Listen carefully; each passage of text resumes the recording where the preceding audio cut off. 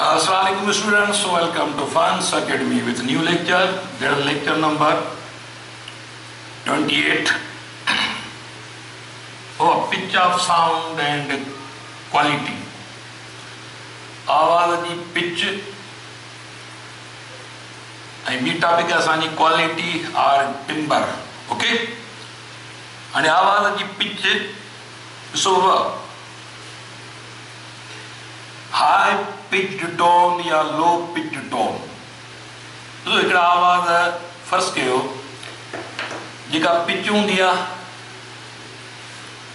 High frequency वारे sound जी pitch high सॾिबी low frequency वारे sound जी pitch लो सॾिबी basically pitch अहिड़ी characteristic आहे अहिड़ी ख़ासियत आहे जंहिंजे ज़रिए असां ॿिनि साउंडनि जे विच में फ़र्क़ु यानी ॾिसंदासीं यानी हिकिड़ा आहिनि ॻरा आवाज़ हिकिड़ा सना आवाज़ हिकिड़ा ग्रेव साउंड्स हिकिड़ा श्रिल मिसाल कीअं मर्द जो आवाज़ु ऐं औरत जो आवाज़ु इन्हनि जी भेट कबी त पोइ हिते पिच ज़रिए भेट कबी त मर्द जो आवाज़ु ॻोरो आहे औरत जो आवाज़ु सनो आहे माना हाणे मर्द जो आवाज़ जी पिच लो आहे औरत जे आवाज़ जी पिच हाई आहे ताणी मर्दनि जा ऐं औरतुनि जा आवाज़ जेकॾहिं असां कंपेरिज़न कंदासीं त ओवरऑल मर्दनि ऐं औरतुनि जी आवाज़ में जेको पिच जो फ़र्क़ु आहे त औरतुनि जी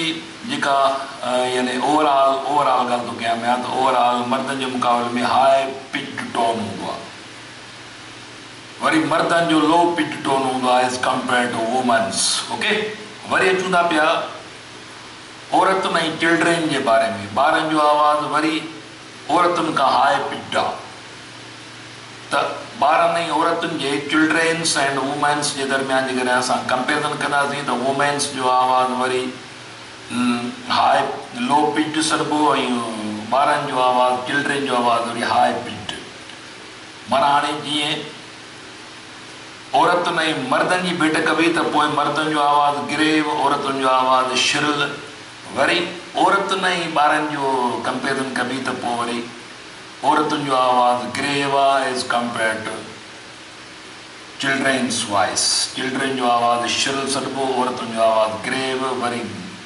औरतुनि ऐं मर्दनि जी भेट कबी त पोइ औरतुनि जो आवाज़ु श्रिल मर्दनि जो आवाज़ु ग्रेव जानवरनि में भेट था कयूं मिसाल डाग कुते जो आवाज़ ऐं ॿिले जो आवाज़ हाणे कुते जो आवाज़ ऐं ॿिले जो आवाज़ कंपेयर कबी त पोइ ॿिले जो आवाज़ु श्रिल आहे कुते जो आवाज़ु ग्रेव आहे ॻरो आहे वरी जेकॾहिं ॿकरी ऐं ढगे जी आवाज़ में भेट कबी त पोइ ढगे जो आवाज़ु ग्रेव ॿकरी जो आवाज़ु श्रिल अहिड़े नमूने सां वरी जेकॾहिं फ़र्ज़ु कयो असां हिकु स्पैरो झिरकीअ जो आवाज़ु खणूं ऐं होॾां वरी असां फ़र्ज़ु कयो हिकु काज़ जो आवाज़ु खणूं बदक जो आवाज़ु खणूं त यानी झिरकीअ जो आवाज़ु सनो आहे जॾहिं त काज़ जो आवाज़ु वरी ग्रेव सॾिबो त अहिड़े नमूने सां इहो यानी pitch is that characteristic by which we can distinguish between grave and shrill sound यानी pitch is that characteristic by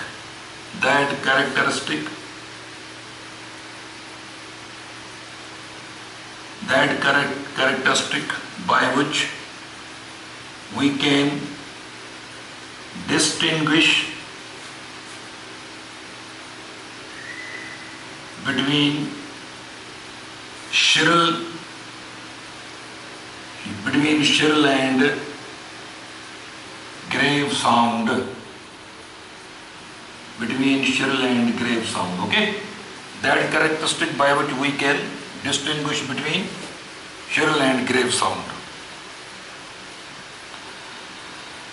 हाणे इहो चंद एग्ज़ाम्पल मूं तव्हांखे ॾिना हाणे इहो एक्चुअली नेचुरली छा आहे जो असांजा वोकल कार्ड्स मर्दनि जा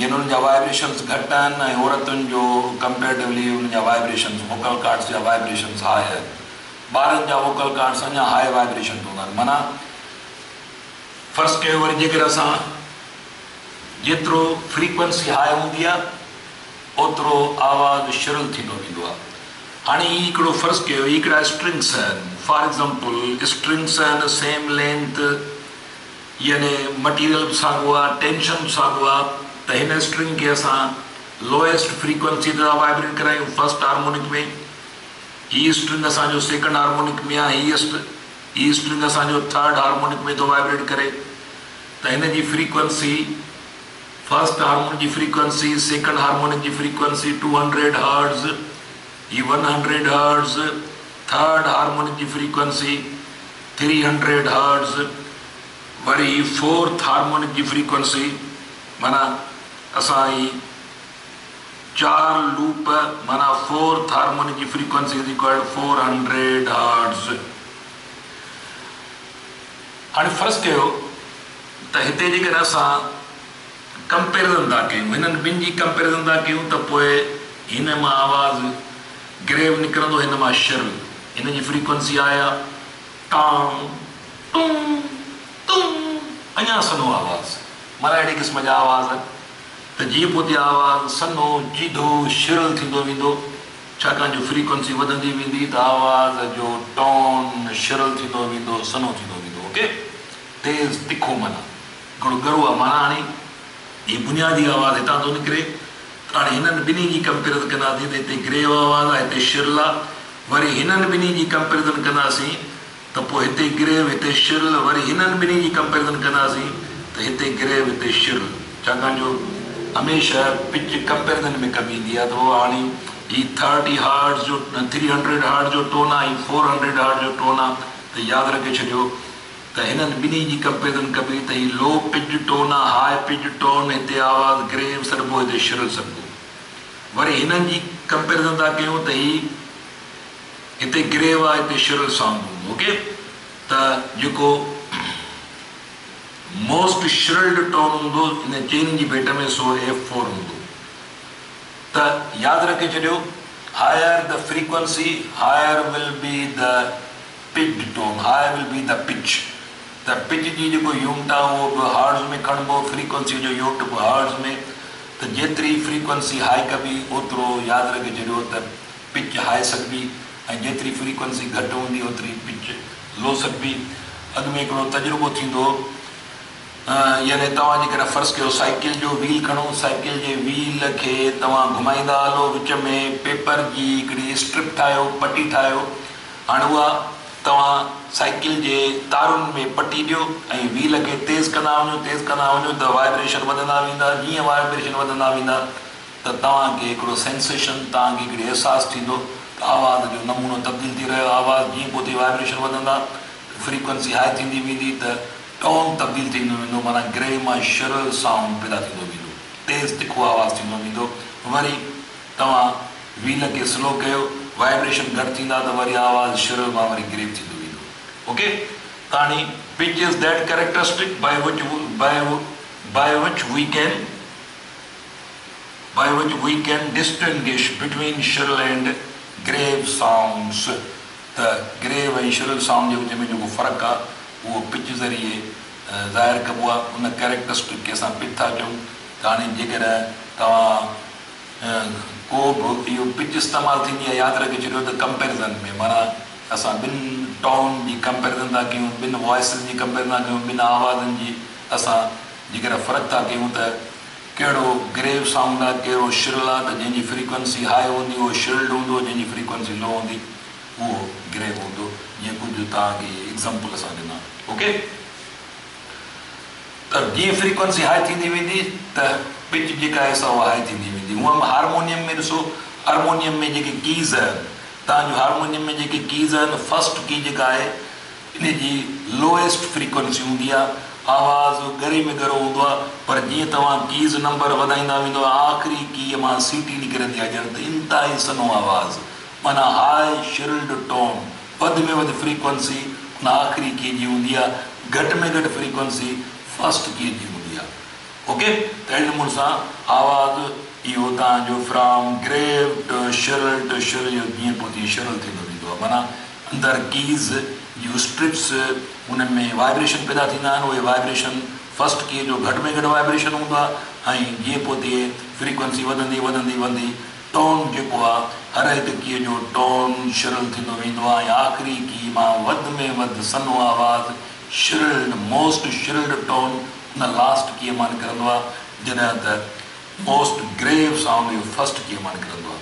त अहिड़े नमूने सां इनखे तव्हां यानी फ़र्क़ु महसूसु करे सघो था। ओके, उन खां पोइ वरी सेकेंड ॻाल्हि जेका आहे सा quality or timbre. Quality is that characteristic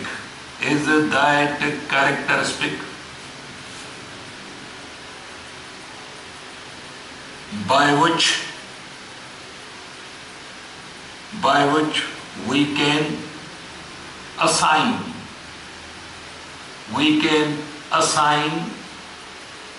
or recognize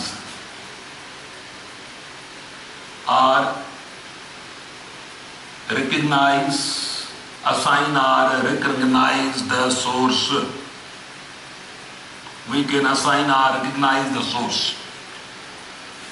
हाणे क्वालिटी जे ज़रिए असां सुञाणप कंदासीं सोर्स जंहिंमां आवाज़ु खणी कंहिं इंस्ट्रूमेंट मां अचे, इंसान जो आवाज़ु हुजे, कंहिं जानवर जो इंसान जो आवाज़ु हुजे, जानवर जो आवाज़ु हुजे। त एक्चुअली क्वालिटी अहिड़ी कैरेक्टरिस्टिक आहे, अहिड़ी ख़ासियत आहे जंहिंमें तव्हां असाइन था कयो, हुनखे नालो था ॾियो, रिकग्नाइज़ था कयो, हुनखे सुञाणो था त सोर्स कहिड़ो आहे। मिसाल फ़र्ज़ु कयो तव्हां फ़ोन इस्तेमालु कंदा आहियो, हाणे तव्हां नालो बि नथा ॾिसो, नंबर बि नथा ॾिसो, तव्हां फ़ोन कन ते रखो था ऐं आवाज़ मां सुञाणे विया आहियो त इहो तव्हांजो कहिड़ो सुञाणप वारो आहे। तव्हां नालो वठंदो फलाणो थो ॻाल्हाए, हाणे एक्चुअली तव्हांजे कन ते हुनजी आवाज़ जो जेको नमूनो पहुतो, उन नमूना मां तव्हां हुनखे सुञातो। त हाणे इहो जेको तव्हां उन माण्हूअ जो नालो वरितो त अकबर आहे या अनवर आहे, त इन जो मतिलबु इहो थियो त तव्हां उनजी क्वालिटी मां उनखे तव्हां रिकग्नाइज़ कयो। अहिड़े नमूने सां रेडियो तव्हां वॼायो था, जेकर आवाज़ को ॻाइणो अचे थो, हिकिड़ो माण्हू चए थो भाई आबदा परवीन जो आवाज़ु आहे, त इहो छाजे करे तव्हां हुनखे सुञातो? बिकॉज़ ऑफ क्वालिटी, तव्हां हुनखे असाइन कयो, नालो ॾिनो।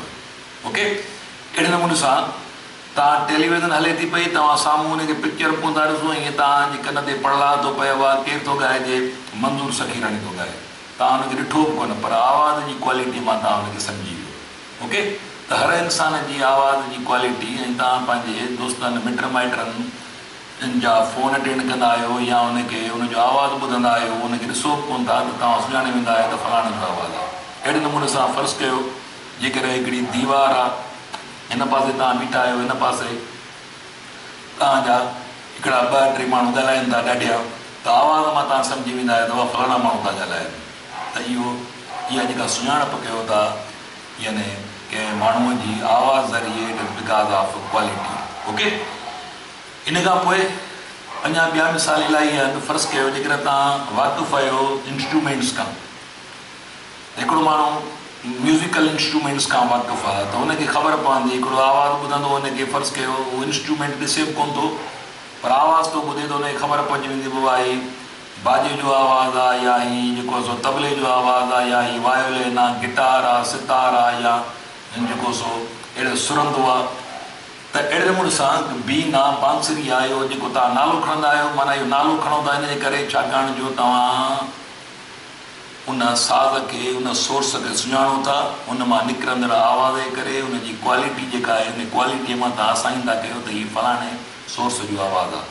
त अहिड़े नमूने सां क्वालिटी, हाणे क्वालिटी छो थी ठहे पई? कॾहिं कॾहिं माण्हू ॾिसो त कॾहिं कॾहिं तव्हां घर में गाॾी था, तव्हांजे घर में कार आहे हिकिड़ी, फ़र्ज़ु कयो तव्हांजे घर जे भरिसां उहो कार गुज़रंदी या हुनजे हारून मां सुञाणंदा त असांजी कार आहे। कॾहिं कॾहिं माण्हू इंजण जी आवाज़ मां सम्झी वेंदो आहे त असांजी कार आहे। त इट इज़ बिकॉज़ ऑफ इहो क्वालिटी जे करे। त हर हिकु सोर्स जी हिकिड़ी पंहिंजी पंहिंजी क्वालिटी आहे। हाणे इहा क्वालिटी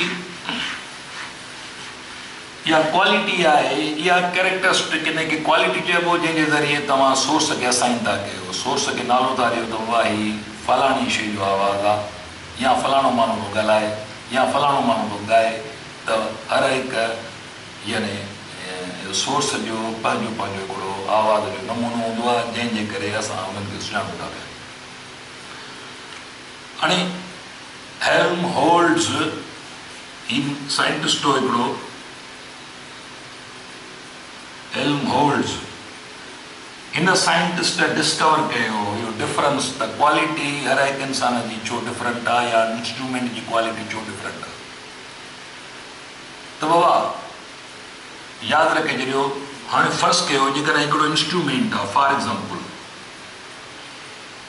स्ट्रिंग बेस्ड, माना ही हिकिड़ो ॿियो स्ट्रिंग आहे। हाणे जेके इंसानी वोकल कार्ड्स आहिनि, इन्हनि वोकल कार्ड्स जो अंदरि फिज़िकली फ़र्क़ु हूंदो आहे, के वोकल कार्ड सन्हा आहिनि, के थिक आहिनि, के टाइट आहिनि, के कीअं, उनजी फ्रीक्वेंसी में फ़र्क़ु थो अचे पियो। हाणे फ़र्ज़ कयो वाइब्रेशन डिफरेंट था थियनि पिया। हाणे फॉर एग्ज़ाम्पल ही हिकिड़ो स्ट्रिंग आहे जेको लॉन्ग आहे, ही हिकिड़ो स्ट्रिंग आहे जेको शॉर्ट आहे। इन्हनि सभिनी जे यादि रखे छॾियो त थिन थिकनेस में फ़र्क़ु आहे, लीनियर डेंसिटी में फ़र्क़ु आहे, टेंशन में फ़र्क़ु आहे, पर फ्रीक्वेंसी फ़र्ज़ कयो हिन जी ही फर्स्ट हार्मोनिक में थो हले, ही सेकंड हार्मोनिक में आहे। फ़र्ज़ कयो ही बि सेकंड हार्मोनिक में आहे। हाणे ॾिसो हिनखे असां फ़र्ज़ कयो हिनखे असां थर्ड हार्मोनिक में था कयूं पिया।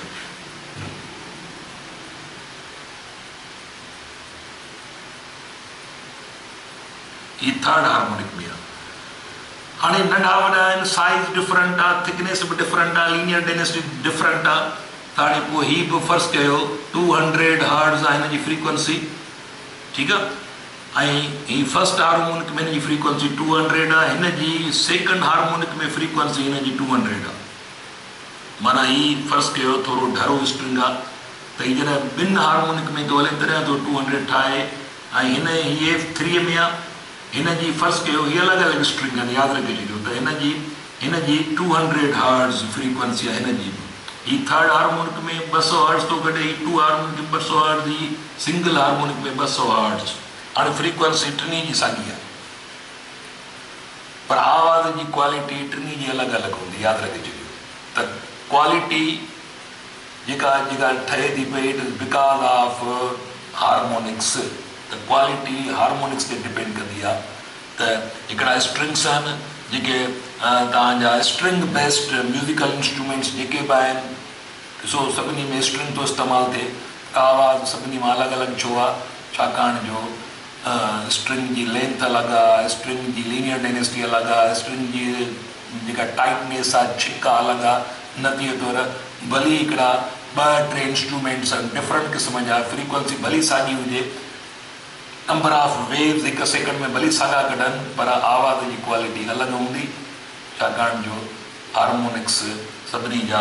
हाणे हिन जी फर्स्ट हार्मोनिक में आहे 200 हर्ट्ज़ में, ही सेकंड हार्मोनिक में, छाकाणि जो हीउ थोरो लंबो बि आहे ऐं फ़र्ज़ कयो हिन जो टेंशन में डिफरेंस आहे, त पोइ यानी हिननि जी भली फ्रीक्वेंसी साॻी हुजे। हाणे हीउ थर्ड हार्मोनिक में त 200 लहरूं कढे, हीउ सेकंड हार्मोनिक, फर्स्ट हार्मोनिक हीउ वधीक टाइट आहे। त हाणे हार्मोनिक अलॻि हुअण जे करे फ्रीक्वेंसी भली साॻी हुजे, पर आवाज़ जी क्वालिटी अलॻि हूंदी। इहो डिस्कवर कयो हेल्महोल्ट्ज़। इहो माना इन साइंटिस्ट अहिड़े क़िस्म जी रिसर्च कई त जेको क्वालिटी ठहे थी त because of different harmonics, the quality is